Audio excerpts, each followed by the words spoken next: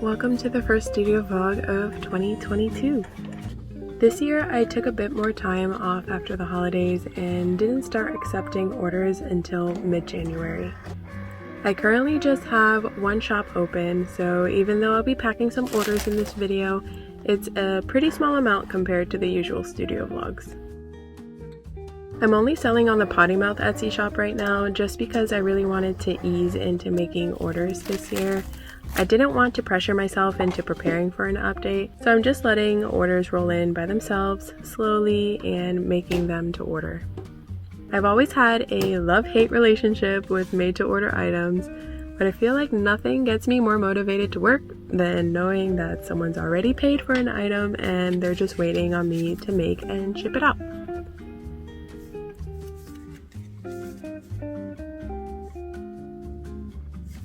When I'm preparing for updates, it's difficult to manage both that and Etsy orders, and I often feel that if I don't keep the Etsy shops open and an update doesn't do as well as I'd hoped, that I wasted time and missed out on all of those potential orders from Etsy if I had just kept it open.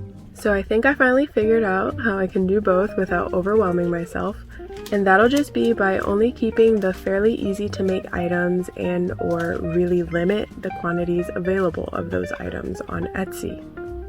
Right now I just have hand stamped bracelets in the pre-selected potty mouth phrases, wooden studs, and stickers.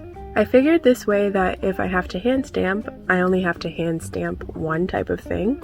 If I have to use the laser machine, then I only have to engrave and cut one type of thing. And the stickers are ordered in bulk, so obviously those are always easy to package and add into other orders. And then if I want to rotate the items I have on occasion, then I can do that too, but just have one type of item per category so that it doesn't get overwhelming. I think that doing it this way will make the Etsy shop interfere a lot less with the time that I have to prepare for shop updates, and it'll help alleviate that fear of missing out on potential earnings from the Etsy shops while preparing for an update. I know this may seem like an obvious method to some shop owners or handmade business owners who sell on multiple platforms, but for some reason, I seem to have an all or nothing mentality towards this, because I practically always have all of the materials needed to make said items.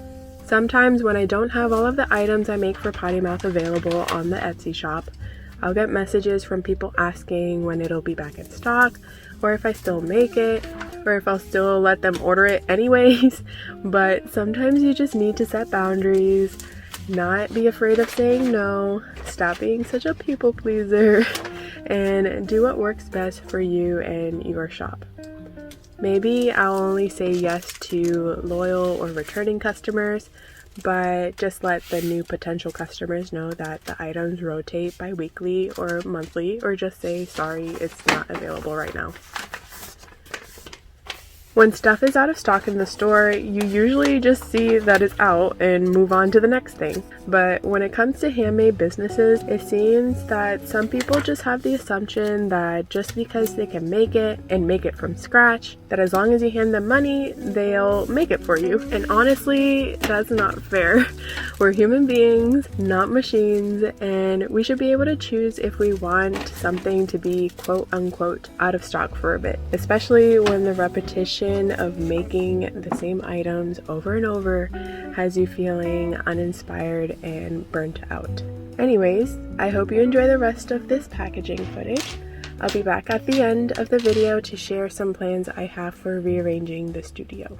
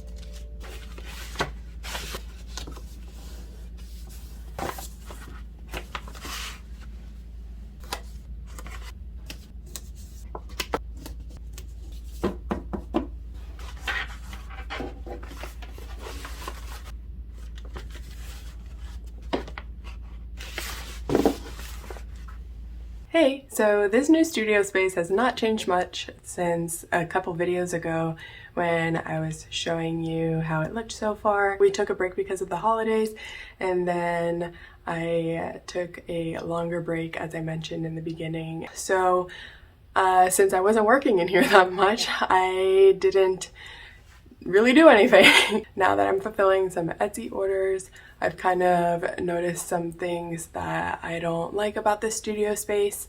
We moved from a rental house and then we purchased this house, and I really loved the studio space in our rental house. I have a studio tour of that if you haven't seen it. I loved it so much that I basically just wanted to plop that layout into here. But the windows are in a different spot in this house. The house faces a different direction, so the lighting is different. So obviously that's not going to work out, and I'm going to have to make some changes. So in probably the next video, I'll do the actual rearranging, but I just wanted to share my ideas and what my issues are, and maybe you guys have some tips. In that tips video, I did mention that I wanted to change out the curtains that were in here because they were blackout curtains, so that was not gonna work. So I decided to switch them out to sheer curtains, which I did. And these are the actual length of the windows instead of going all the way down, so they don't get in the way of the tables. So this is the lighting with the ring light, some lamp I have in the corner, the light up there, and you can see it sucks, but now with the sheer curtains I get much better light. Today's really gloomy, so there's not much sunlight streaming in, but still looks really nice. So I'm happy that I at least made that change so I get more light in here. Since these are east facing windows, I get sunlight in here for about 4 to 6 hours a day, and it's kind of coming in this way towards this back wall. So because it's streaming in this direction, I really wanted to keep the billies there so I could put a bunch of plants like in my last studio space, but I'm just struggling so much with it being dark on the other side, like in this packing area and this work area over here. I just really want to prioritize having natural light for recording packing videos and making videos. And if I'm using the brightest wall for just storage and a laser machine and, you know, stuff like that where I don't really need light, then I'm wasting all of that natural light. So in the last two studio spaces, I used this IKEA table. It's a dining table and it's bar height. So with my height, it's like the perfect standing height, which is why I love it as a packing table. It's also wide. Like I have this flexi spot desk right there, and you can see that the IKEA desk is wider, so that's helpful when there's a lot of orders.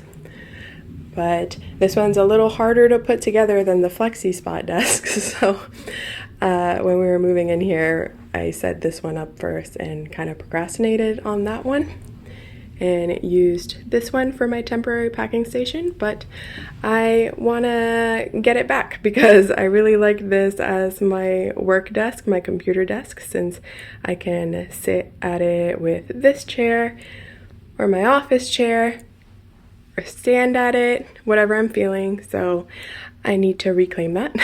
And if I put this desk here, it would hang off a little bit and I wouldn't be able to open the closet door. Plus, as I mentioned, I want natural lighting for packing, so I'm going to move this over here. And even though I love the billy here because the sunlight streams this way, I'm just going to have to make that sacrifice so I have more natural light for the packing. So I'm gonna put this one here. Since there's two windows, it just seems like the perfect spot there, and I want to keep that symmetry. And since I'll have the packing area here, the Glowforge needs to be vented out the window. So since I can't use that window, I need to shift that over here. This whole setup here can't fit here anymore since I'm going to put the packing table here and the billy there. So I'm just gonna shift everything and probably remove some of it because I feel like I almost have too much space now. So maybe that closet is ginormous. So maybe this long table will end up over there, and since I'm not sublimating and heat pressing stuff as much, maybe I'll just make the closet a heat press sublimation station for when I do want to do that. This flexi spot desk will probably end up over here, and the stamping station might end up over here.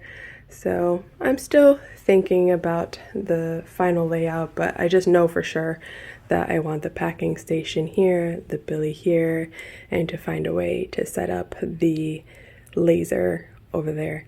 I think I'm going to use this IKEA tabletop since this one is too long to shift over there now.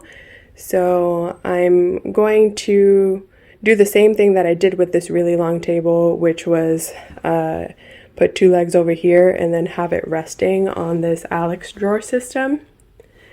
Do that with that table. So I'm just gonna remove those legs, put those legs on the right side, and then put the Alex drawer system so that it's sturdy enough to hold the Glowforge, because right now that desk is already kind of bending in the middle. So I think having the Alex drawers like under here will definitely help give it the support that it needs, and then that table will be able to fit over here. So that's the rearranging I have in mind so far. I just don't want to rely on so many lamps.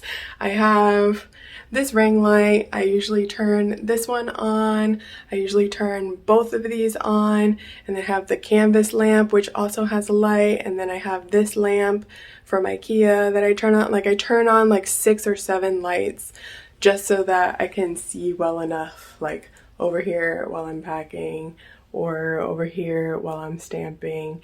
And it's just too much. I feel like I'm wasting, you know, this whole wall with beautiful lighting. Since the packing station is going to be here and I'm moving the Billy from here to here, obviously none of the shelves on the Billy are gonna get sunlight, so sadly I can't put plants on it like in the last studio.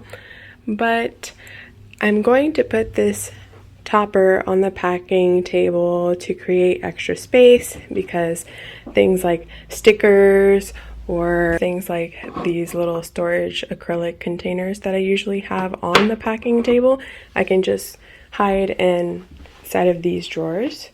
And then also I was experimenting, and I have this little organizer here that I usually also have on the packing station along with this packing tape, and it fits here perfectly. And since this Billy is going to be over here to the right of the packing table, it's going to be really easy to reach all of this stuff that I need. So that'll help free up a lot of space on the actual surface of the packing table. So I'll just stick plants in the background of the packing table, and I think it'll make me really happy to be able to pack with some plants there and make the videos, you know, more aesthetic when there's plants there too. When I put the packing station here, I'll probably finally hang these pegboards on this wall for extra inventory. And yeah, that's pretty much what I have brainstormed. More ideas will probably come up as I'm doing it, so stay tuned for that video. So this studio definitely feels a little bit too big for me, especially since I am trying to do more ceramics and pottery, and I'm doing that in the garage for the time being because I don't want to get a bunch of mud and dust, and you know, pottery's messy. So since I'm going to be spending half my time there and then the other half of my time here, I definitely just want to make it like a really cozy workspace for video editing and doing voiceovers. And I am working on a Tana Makes blog, so I just want to make it really nice in here so that I am, you know, more motivated to come in here. Even like a reading spot or anything, just so I hang out and kind of have my own space. I love our downstairs so much that I feel like I have been just doing everything down there, and I've been working at the dining table with my laptop because I love that little breakfast nook window area, and working on our new couch in the living room because it's super comfy and I like hanging out with the dogs. And in the afternoon there's a lot of sunlight streaming in there since the house is south facing, and I just love seeing sunlight coming in through blinds and seeing it on the ground and seeing the dogs sunbathe, and it's just like I just love the vibe and I keep hanging out in there. And I'm like, let me make the office nice finally so then I can hang out in my office. Since I'm taking up pottery and ceramics, I'm trying to cut back on the things that I make in the studio. Like I mentioned how I want to step back on sublimating and heat pressing, which is why I'm sticking it in there. But also just a lot of stuff that I've hoarded over the years. I've been doing this since 2016, so it's about to be 6 years of me owning small handmade businesses, and I've collected a lot of stuff, especially with ADHD, me wanting to try literally everything. I have a lot of stuff, and a lot of it is now in this huge ass closet because it's so big and it's just easy to shove stuff in there and hide it so that, you know, it doesn't look messy, because I don't like working in messy areas. But I'll probably have a video where I'm just going through things and decluttering, and I don't know, so that maybe you can see the behind the scenes of like a hobbyist crafter who wants to try everything, and maybe you won't feel as guilty that you have a bunch of stuff too. And maybe it'll inspire you to declutter and kind of hone down what it is you're working on. Yeah, so hopefully that'll be fun. But thanks for stopping by, thanks for watching, and I'll see you guys in the next video where we rearrange the studio space.